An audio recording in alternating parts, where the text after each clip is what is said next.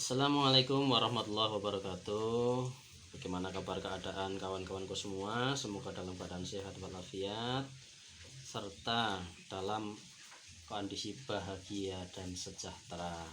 Kali ini saya akan berbagi tip atau cara bagi kawan-kawan kita yang masih ragu atau belum paham bagaimana kita akan menambahkan stop kontak tambahan di rumah kita, mungkin untuk keperluan ngecas HP, setel TV di kamar dan lain-lain. Inilah caranya kawan-kawanku ya. Pertama-tama kita cari dulu, jika kita akan mengambil dari jalur lampu yang terdekat atau insan kabel yang paling dekat dengan stop kontak tujuan, yang perlu kita ketahui pertama adalah kita cari setrum atau kita cari arus.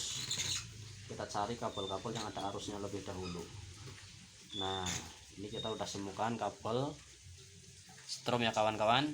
Pastikan kabel strom itu jangan cari kabel yang dari lampu atau ke lampu. Soalnya kalau ke lampu ada setrum, nah seperti ini, maka di sini pun ada setrum kawan-kawan. Ketika lampu nyala, tapi nanti ketika lampunya mati, maka stromnya akan mati. Maka kita ambil sebelum lampu atau sebelum saklar. Di mana saklar mendapat strom? Nah, di sini ini udah kita ketahuan, stromnya ada di sini dan ini netralnya, ini netral. Maka kita perlu pasang adalah dari sini dan dari sini. Karena pada dasarnya stop kontak hanya butuh arus dan netral. Kita pertama pasang stop kontaknya lebih dahulu ya kawan-kawanku ya. Kita pasang stop kontaknya dulu biar lebih aman. Takutnya kalau udah dikonekkan kabel dari arus setrum, nanti kita takut kesetrum dalam pemasangan stop kontaknya. Maka lebih baik kita pasang dulu stop kontaknya.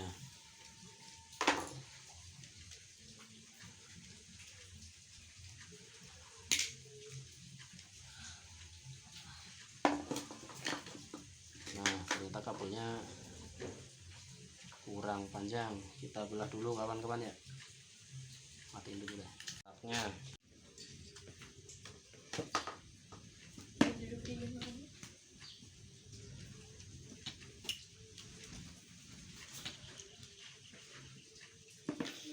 Kita kencangkan supaya tidak ngepong, karena listrik gak suka ngepong ya kawan-kawan ya. Nah, stop kontak sudah kita pasang, kita rapihkan, kemudian kita baut. Kita pasangkan jepitnya supaya kabel tidak mudah lepas. Hujanan. Oh, jas hujan.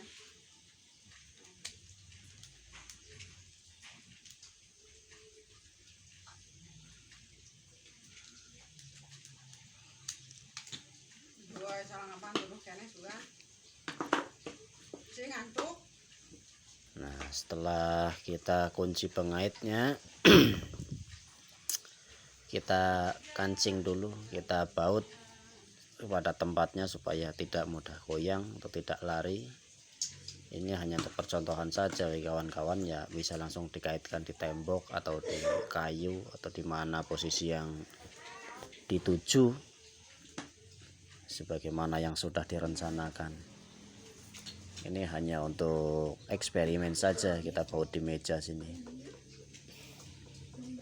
Cukup satu baut atau dua, itu udah kuat supaya tidak lepas ketika kita tarik.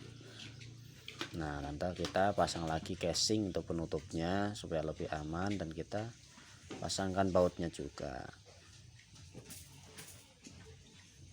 Tidak harus kencang-kencang untuk mengunci baut seperti ini, cukup sedang-sedang saja.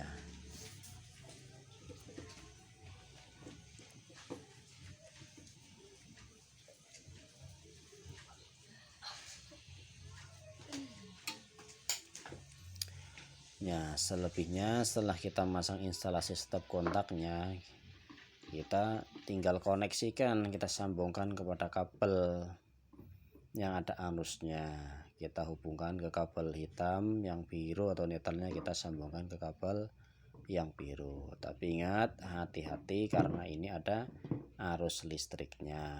Jangan bersenggolan dengan dua kabel secara bersamaan.